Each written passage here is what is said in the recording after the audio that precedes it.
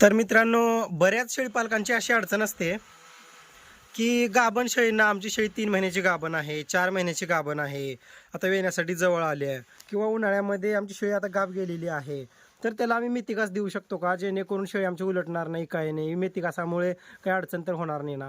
हे प्रत्येक शेळीपालकाला वाटत असते, किंवा बरेच कमेंट वगैरे येतात किंवा मेथीकास चालतो का गाभण शेळ्यांना वगैरे, किंवा उन्हाळ्यामध्ये मेथीकास खाऊ घालू शकतो का.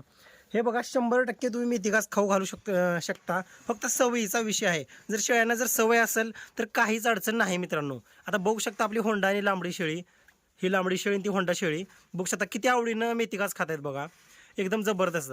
आता बघा, बाहेर इतका ऊन चालू आहे, बाहेर म्हणजे आपला जो मुक्त संचार गोठा आहे तिथे एवढं जबरदस्त ऊन चालू आहे की शेळ्यांना बाहेर जर सोडलं तर शेळ्या नुसत्या धाप्या देऊल्यात, कारण आता उन्हाळ्याला सुरुवात झालेली आहे मित्रांनो.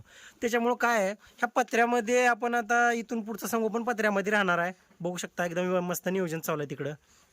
हे बघा आपली पाट वगैरे. आता ही पाट जी आहे, आता ही पाट आहे गाभण आहे, ह्याला आलबोमार पाजलेलं होतं पण काय उलटलीच नाही ना. आणि बघू शकता इकडं ह्या 2 पाटी पण मस्त मेथीकास खात आहे, आणि आतमध्ये जो आहे तो मुख्य शेड आहे. हे बघा, मेथीकास असतो गरम, मान्य आहे, पण कसं आहे माहिती आहे का नाही. आता समजा फॉर एक्झाम्पल, आता बऱ्याच जणांचा विषय असतो की गाभण शेळीला म्हणजे सुरुवातीचे 2 महिने जर खुराक जर दिला तर शेळी परतू शकते. मान्य आहे, परतू शकते, पण समजा असे बरेच शेळीपालक आहेत मित्रांनो की 12ही महिने शेळ्यांना खुराक देतात प्रमाणामध्ये, एका लिमिटेड प्रमाणामध्ये 12ही जर महिने जरी खुराक ठेवला तर काहीच अडचण नाही, सवयीचा विषय असतो. हे बघा, मेथीका जर रोज जर तुम्ही जर वापरत जर असेल तर गाभण शेळी असो किंवा पिल्लावाली असो, कशीही असो, काहीच अडचणी होत नाहीत मित्रांनो, कधी लक्षात असू द्या. जर डायरेक्ट समजा तुम्ही जर शेळ्यांना फर्स्ट टाइम मेथीकास टाकताय, त्या ठिकाणी थोडंसं अडचणी होऊ शकतात, थोडंसं टाळा किंवा एखादी अर्धी वैरण म्हणजे प्रमाण कमी द्या. पण जर आमच्या शेळ्यांना म्हणजे आता प्रत्येक वर्षी आम्ही देतो, किंवा आता गेली 1 ते 2 वर्ष झालं रेग्युलर मेथीकास वगैरे आहे, किंवा आमच्या शेळ्यांना आम्ही भरपूर मेथीकास वगैरे पहिले टाकलेला आहे, तर त्या ठिकाणी काहीच अडचण होत नसतात मित्रांनो, कधी पण लक्षात असू द्या. आता एवढंच काय, आता बघा आपल्या शेळ्या येऊन फक्त 4 दिवस झालेले आहेत, पण 4 दिवस झालेले आहेत, पण 3 महिने झालं, गेले 2.5 ते 3 महिने झालं रोज एक पोट भरून, बघू शकता कसं टोपला भरून, बघू शकता एवढं भरून, म्हणजे 2-2 टोपले असे भरून आपल्याला शेळ्यांना मेथीकास चालू आहे. पण त्याच्यानं अजिबात म्हणजे काहीच अडचण झालेली नाही, आणि होणार नाही हे सुद्धा मला पहिलंच माहिती होतं. त्याच्यामुळे उन्हाळ्यामध्ये मेथीकास टाकण्यासाठी, मेथीकास काय कोणताही चारा असो अजिबात, आणि कोणत्याही ऋतूमध्ये कोणताही चारा टाकण्यासाठी अजिबात घाबरू नका मित्रांनो, त्याच्यामुळे काहीच होत नाही.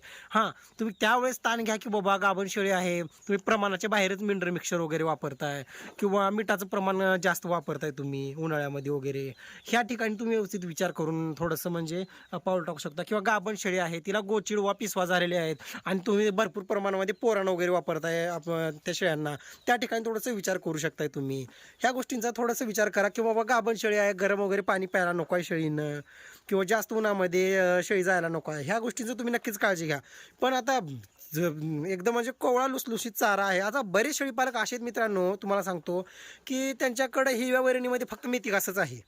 मग मला सांगा, तुझं एकदम व्यवस्थित आलेला मेथीकास, उंच पूर्ण व्यवस्थित आलेला अशा पद्धतीचा मेथीकास बघू शकताय, हा मेथीकास तिने टाकायचा नाही का? टाकलाच पाहिजे ना मेथीकास, त्याच्यामध्ये काहीच अडचण नाही. हे बघा, मी तर तुम्हाला सांगतो, इथून पुढं भलं पावसाळ्यात बंद होईल, पण अख्खा उन्हाळा मी मेथीकासावर संगोपन करतोय शेळ्यांचं. तुम्ही रेबल स्टार फार्मला सबस्क्राईब करून घ्या, त्यानं तो त्यावेळेस तुम्हाला लक्षात येईल. कारण कसं आहे, जे आपल्या शेडवरती होतंय तेच दाखवण्यात येत आहे. आता बघू शकता, अशातला काही विषय आहे का, शेळ्याची तब्येती वगैरे बघा तुम्ही, किती जबरदस्त दिसतात, एकदम व्यवस्थित. आणि बघू शकता इकडं आपल्या कोंबड्या वगैरे, पिल्लं वगैरे आहेत, एकदम मस्त. तिकडे बैल वगैरे, आणि या ठिकाणी आपला खुरडा आहे.